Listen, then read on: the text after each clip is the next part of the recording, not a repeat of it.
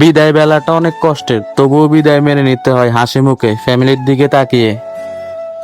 ভোর 3টায় বাসে করে আমরা চলে যাই ঢাকা এয়ারপোর্টে। আজকে মিজান ভাইয়ের বিদায়, উনি আজকে দেশ ছাড়বেন, বাংলাদেশ থেকে আবার সৌদি আরবে যাবেন।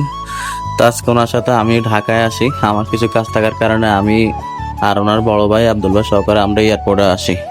এটাই সেই এয়ারপোর্ট যেখান থেকে হাজার হাজার ছেলের স্বপ্ন ভেঙে যায়। এই জায়গা থেকে এই এয়ারপোর্টে আসলে হাজার হাজার ছেলের ইমোশন কাজ করে।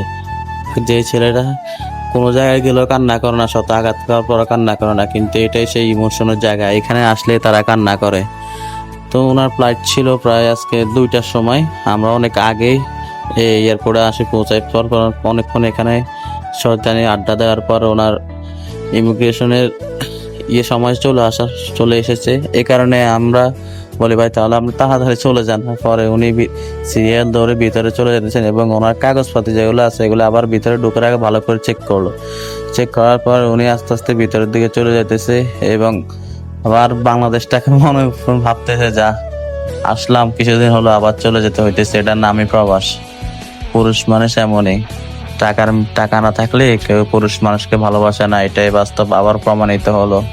উনি বাড়িতে আসতেছেন সম্ভবত 2 মাস হয়েছে আর কি, 2 মাস পরে এখন আবার চলে যেতেছে। ভালো থাকবেন ভাই প্রবাস নামক ওই জেলখানায়। আপনার জন্য সবসময় শুভকামনা ও দোয়া ও ভালোবাসা রইল, যাতে ভবিষ্যতে ভালো কিছু করতে পারেন। উনি ভিতরে ঢোকার পর আমরা বাড়ির দিকে চলে আসি আর কি, এয়ারপোর্ট থেকে বাইর হই।